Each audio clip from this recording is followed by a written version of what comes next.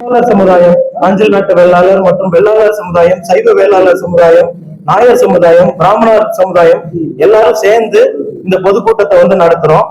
சுமார் ஒரு 10,000 பேர் கிட்ட வருவாங்கன்னு எதிர்பார்க்கிறோம். இதனால வந்து எங்க சமுதாயத்துல உள்ள நலிவடைந்தோருக்கு வந்து மிக பெரிய அளவுல அரசு வேலைகள், தமிழக அரசுல வந்து வேலை வாய்ப்புக்கான ஃபியூச்சர்ல வந்து அவங்களுக்கு வந்து கவர்மெண்ட்ல வந்து நல்ல பயன்படுவாங்க. எங்களோட கோரிக்கை வந்து மாநில அரசு கண்டிப்பா எங்க சமுதாயத்தோட கோரிக்கையை ஏற்று இதை நிறைவேற்றி கொடுக்கணும்.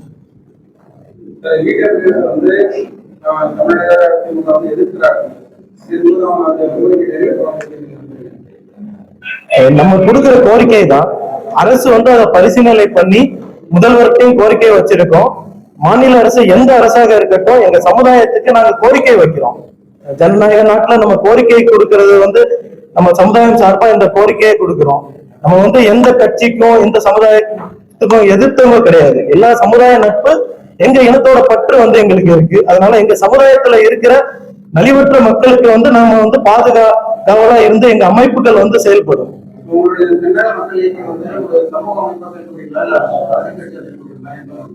எங்க சமுதாயத்துக்கு எங்க சமுதாயம் சார்ந்து முன்னேற்றத்துக்கும் கல்வி வேலை வாய்ப்புக்காக அமைக்கப்பட்டதுதான் எங்க தென்னக மக்கள் இயக்கம். அதுக்கப்புறம் வெள்ளாளர் கூட்டமைப்பு, வெள்ளாளர் கூட்டமைப்பில் உள்ள வெள்ளாளர் அமைப்பு எல்லாம் சேர்ந்து என்னை வந்து தலைவரை வந்து நியமிச்சிருக்காங்க. இந்த இடபிள்யூஎஸ் வந்து முன்னெடுத்து கொண்டு போறது. சரிப்பா, இது வந்து எங்களுடைய சமுதாயத்துக்கு எந்த கட்சி ஆதரவா இருக்குதோ அல்லது எங்க கோரிக்கைகளை யாரு நிறைவேற்றாங்களோ அவங்களுக்கு ஆதரவா நாங்க இருப்போம். நாங்க எந்த கட்சிக்கும் துணை போக மாட்டோம். எங்களுடைய சமுதாயம் வந்து ரொம்ப நாளாகவே பின்தங்கி இருக்கு. அது எங்களுடைய நியாயமான கோரிக்கையை கடந்த பல வருஷங்களா எந்த அரசும் செவிசாய்க்கல. இந்த செவிசாய்ப்பு எந்த கட்சி எடுத்துட்டு முன் வருதோ அவங்களுக்கு நாங்க ஆதரவா இருப்போம். நாங்க தென்னக மக்கள் இயக்கம்ங்கிறது எந்த கட்சியினுடைய சார்பிலையும் இல்லை. நாங்க வந்து சென்னையில கன்னியாகுமரி வெள்ளாளர் சங்கத்தின் சார்பாக தான் வந்திருக்கோம். எங்களுடைய நிர்வாகிகள் வந்திருக்காங்க. நாங்க எல்லாருமே எந்த கட்சிக்கும் ஆதரவா இருக்க மாட்டோம். எங்களுடைய மக்கள் நலன் சார்ந்து எந்த கட்சி செயல்படுதோ அவங்களுக்கு எங்களுடைய ஆதரவு தெரிவிப்போம். மத்திய அரசு மத்திய அரசு கல்வியில உங்களுக்கு எவ்வளவு இடம் கிடைச்சிருக்கு, திருப்திகரமா இருக்கா? இல்ல வேற சமூகத்து ஆளுங்க உங்களுடைய மத்திய அரசு இடஒதுக்கீட்டுல இப்ப கன்னியாகுமரி மாவட்டத்துல பாத்தீங்கன்னாலே சுமார் 170 பேர் அரசு வேலையில வந்து சேர்ந்திருக்காங்க. போஸ்ட் ஆபீஸ், பேங்க்ல.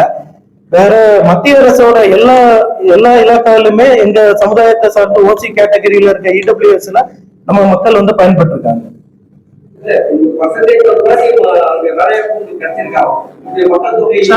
மத்திய அரசுடைய இதுல வந்து போதுமான அளவுக்கு எங்களுடைய பிரதிநிதித்துவம் கிடைக்கல. ஸ்டேட் கவர்மெண்ட் அதை மனசு வச்சாதான், ஸ்டேட் கவர்மெண்ட்ல வேலை கிடைச்சாதான் போதுமான சொல்றதை விட ஒரு குறிப்பிட்ட அளவாக எங்களுக்கு கிடைக்கும். இப்போது கிடைச்சிருக்கக்கூடிய அளவு வந்து திருப்திகரமா இல்லை. அதனாலதான் மாநில அரசை நாங்க கோரிக்கை வைக்கிறோம். இதெல்லாம் ஒரு பிரச்சனை தானே. வைத்திய வேலை இருக்கு இல்லையா, அதுல எக்ஸாம் நடக்கும்போது 18% மார்க் வாங்குறவங்க எஃப்சில இருக்கிறவங்க வேலையை போறாங்க. 60-65% வாங்கின எஸ்டி கூட வேணாம், எஸ்டி பீப்புள்ஸ் வந்து வேலை கிடைக்கிறது. அதெல்லாம் சரியான தெரியல. ஓசியில இருக்க ஃபார்வர்டு கேஸ்ட்லயே பாவப்பட்ட மக்களுக்கு தான் இது வந்து பயன்படுது. 8 லட்சத்துக்கு மேல வருமானம் இருக்கவங்க இதுல போறது இல்ல. நீங்க அப்படி பாத்தீங்கன்னா இந்திய அரசு வந்து ரிசர்வேஷன் பாலிசியில பாத்தீங்கன்னா ஒரு ஓசி 99% எடுத்தும் அவனுக்கான வாய்ப்பு கிடைக்கிறது இல்ல. ஒரு 60% எடுத்த எஸ்சி எஸ்டி கேட்டகரியில இருக்க மக்களுக்கும் கிடைச்சிருது. இதுல பயன்படுறது வந்து எக்கனாமிக்கலி வீக்கர் பாடிஸ். எங்க சமூகத்திலே வந்து நலிவடைந்தவர்கள் தான் இதுல வந்து பயன்படுறாங்க. தமிழகம் இந்தியா பொறுத்தவரைக்கும் பிஜேபி முழுமையாக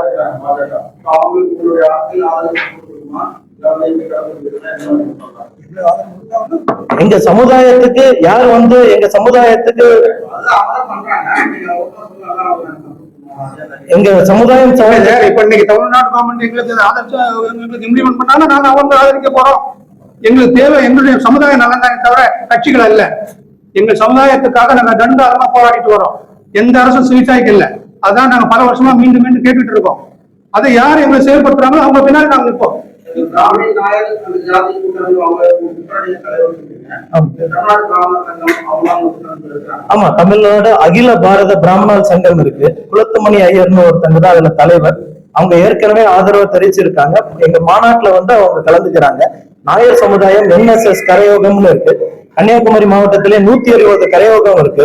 அந்த என்எஸ்எஸ் அமைப்பும் ஆதரவு தெரிவிச்சு அவங்களும் நம்ம மாநாட்டுல கலந்துக்கிறாங்க. எங்க சமுதாயத்துக்கு கல்வி, வேலை இது வந்து எல்லாருக்கும் எங்க சமுதாயத்து இளைஞர்களுக்கு அடுத்த தலைமுறைக்கு வந்து இதனால வந்து எல்லாரும் பயனடையணும். அரசு வேலையில எங்க போனாலும் அரசு வேலையில எங்க சமுதாயத்து ஆட்கள் குறைவா இருக்காங்க. இனி வருங்காலங்களில் எங்க சமுதாயத்து ஆட்கள் வந்து நிறைய அளவு எல்லா அரசு துறையிலையும் இருக்கணும்ன்றதுதான் எங்க லட்சியம்.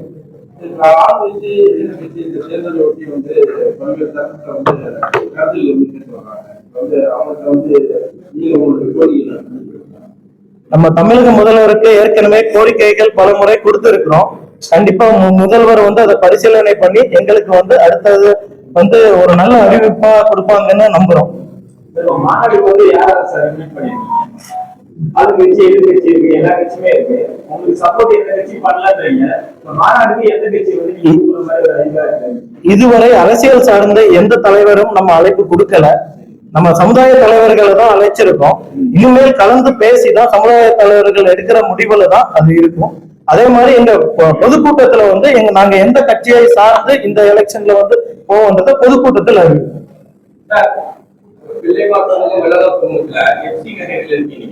உங்களை வந்து இப்ப பிசி கேட்டகரி மாத்தணும் அப்படின்ற கோரிக்கை உங்களுக்கு இருக்கா? ஏன்னா நடைமுறை நிறைய பேர் இருக்காங்க, நீங்களே சொல்றீங்க.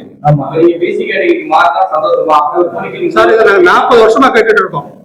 40 வருஷமா எங்களுடைய அமைப்புகள் வந்து முதல்வர் பல முதல்வர் பார்த்துட்டோம். இந்திய முதல்வர் கூட முன்னாடி துணை முதலமைச்சராக இருக்கும் போது அவருடைய இல்லத்துல போய் சந்திச்சு எங்களுடைய அமைப்புகள் எல்லாம் கோரிக்கை விட்டோம். தேர்தல் நேரத்துல சரின்னு சொன்னாங்க. தேர்தல் முடிஞ்சவரை கண்டுக்க மாட்டேங்கிறாங்க. அதான் நீங்க வந்து எஃப்சியில இருக்கிறதுனால நலிவுடைய மக்கள் நிறைய இருக்கிறதுனாலையும் கல்வியிலையும் உங்களுக்கு வேற உங்களுக்கு நிறைய பின்னடைவு ஏற்படுது. அதை நீங்க முதல்வரையும் சரி மத்திய ஸ்ட்ராங்கா சொல்லி அதை மிகப்பெரிய போராட்டமா வலுப்படுத்துற மாதிரி ஒரு நல்ல போராட்டமா உருவாக்குறாங்க. உங்க எஃப்சில இருந்து பிசிக்கு மாத்தாங்க. மருத்துவர் ஐயா வந்து பாத்தீங்கன்னா பிசில இருந்து எம்பிசியா மாறினாங்க. அந்த மாதிரியான ஒரு ஆர்மையான போராட்டத்தை நீங்க உருவாக்கி முன்னெடுத்தா நீங்க வெள்ளாளர் சமுதாயம் நீங்க நல்லா இருக்கீங்க நினைச்சிட்டு தான் நிறைய பேர் இருக்காங்க. ஆனா நீங்க கஷ்டப்படுகிற விஷயம் உங்களையும் ஏழைகள் நீங்க சொல்லணும் அப்படின்னா திரைத்துறை மூலியமாவும் சொல்லலாம் கேட்கிறேன். நிறைய பேர் உங்க சமுதாய சார்பா இந்த திரைப்படங்களே வரல. நீங்க நல்லா ஐயா இருக்காங்க, ஐயா செந்தில் செம்மல் இருக்காங்க, அவங்கள பத்தி நல்ல விஷயம் நிறைய சொல்றாங்க. கடைசியில எவ்வளவு கஷ்டப்பட்டாங்க, அதுக்கப்புறம் வாரிசு எவ்வளவு கஷ்டப்படுறீங்கிறதே நமக்கு தெரியும். இருக்கு அதை நீங்க திரைத்துறை மூலியமா சொல்லணும்னு நான் கேட்கிறேன். சார், அந்த மாதிரி எல்லாம் கொண்டு போறதுக்கு பெரிய பொருளாதார வசதிகள்லாம் எங்க சமுதாயத்துக்கு கிடையாது. இந்த சமுதாயம் கடந்த பல வருஷங்களா ரொம்ப நலிவடைஞ்சு போயிட்டு இருக்கு. இப்ப வன்னியர்லாம் எடுத்துக்கிட்டீங்கன்னா அவங்க பெரிய போராட்டம், அந்த போராட்டம் எல்லாம் எல்லாருக்கும் தெரியும். அந்த மாதிரியான போராட்டங்களை எல்லாம் முன்னெடுக்கிறதுக்கு எங்க சமுதாயம் தயாரா இல்லை. நாங்க சட்ட ரீதியா முதல்வர் அணுகுதல், சட்ட அதிகாரிகளை அணுகுதல், இப்படி பல தரப்பட்ட முறையில நாங்க வந்து எங்களுடைய கோரிக்கைகளை சொல்லிட்டு இருக்கோம். இவங்க அப்படித்தான் ஒரு போராட்டம் நடத்தணும்னா அது எங்களால இயலாது. அப்படிதான் சொல்ல முடியும். எங்க சமுதாயம் சட்ட ரீதியாகவோ நியாயமான முறையிலும் கோரிக்கை அங்க முடிவு செய்வோம். அந்த கூட்டத்துல முடிவு செய்யும். இப்போ வந்து எங்களுடைய வெள்ளாளர் சமுதாயம் வந்து தமிழ்நாட்டுல 2.5 கோடி பேர் இருக்கிறதா சொல்றாங்க. 42 பிரிவினர்கள் இருக்காங்க. அதுல ஒரு சமுதாயம் நாஞ்சில் நாட்டு வெள்ளாளர் சமுதாயம். இது வந்து இந்த எஃப்சி கேட்டகரியில 4-5 சமுதாயம் தான் இருந்துட்டு இருக்கு. அந்த எல்லாரையும் மற்றவங்களை போல பிசியில சேர்த்துட்டான பிரச்சனை இல்லை. இதை நாங்க 40 வருஷமா கேட்டுட்டு இருக்கோம். ரோட்ல வந்து போராடவோ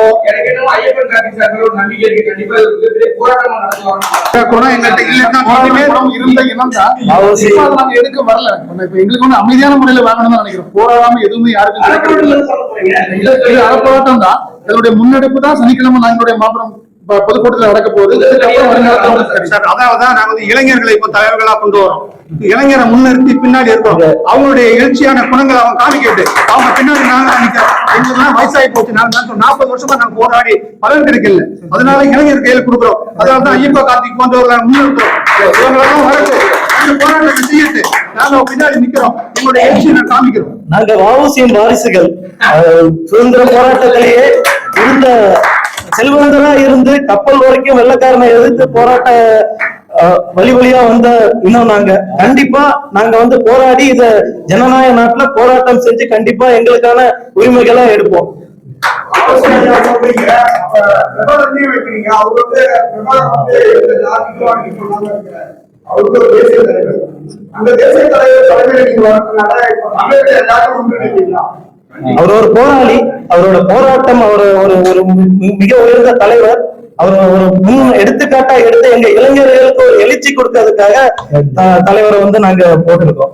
தமிழர்கள் யாருமே வந்து சொல்லப்பட்ட இந்த தேசிய அளவில் உலக அளவில், அதனால நீங்க எடுக்கிற இந்த நிர்ணய மக்கள் இயக்கம் எப்படியான வலிமை உள்ள ஒரு இயக்கமா?